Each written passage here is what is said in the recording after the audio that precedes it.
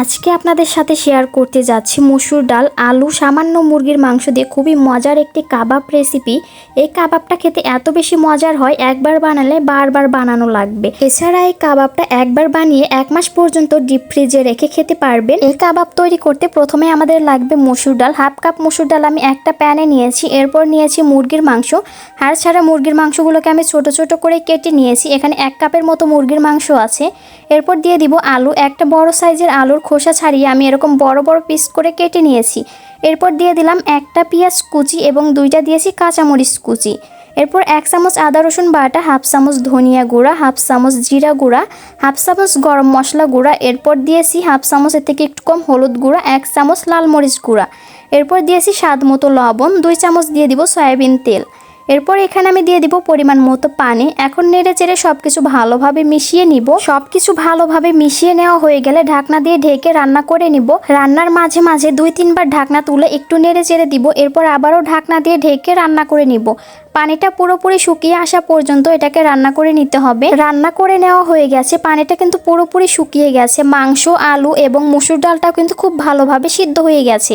এখন সবকিছু আমি ভালোভাবে ম্যাশ করে নিব। আপনাদের যেভাবে সুবিধা হয় ওইভাবেই ম্যাশ করে নেবেন। আমার ম্যাশ করে নেওয়া হয়ে গেছে। কাবাবের মিশ্রণটা কিন্তু এরকম হবে।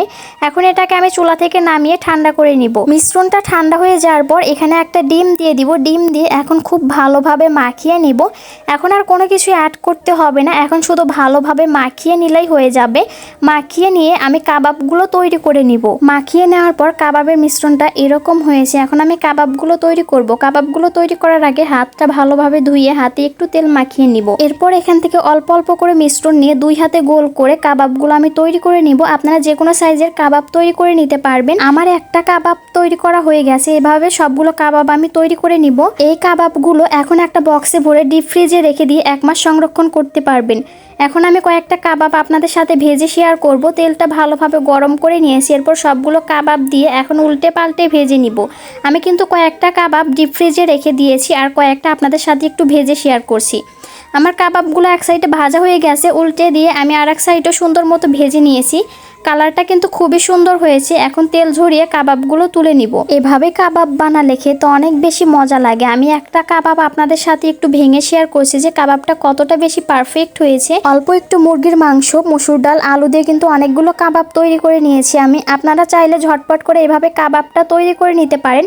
আমার আজকের এই কাবাবের রেসিপিটা আপনাদের কাছে কেমন লেগেছে কমেন্ট করে জানাবেন। রেসিপি ভালো লাগলে শেয়ার করে দিবেন। রেসিপিটা আপনি ইউটিউব থেকে দেখলে চ্যানেলটি সাবস্ক্রাইব করে দিবেন এবং ফেসবুক থেকে দেখলে ফলো দিয়ে পাশেই থাকবেন। আজকের মতো এখানেই বিদায় নিচ্ছি। ভালো থাকবেন সবাই। আল্লাহ হাফেজ।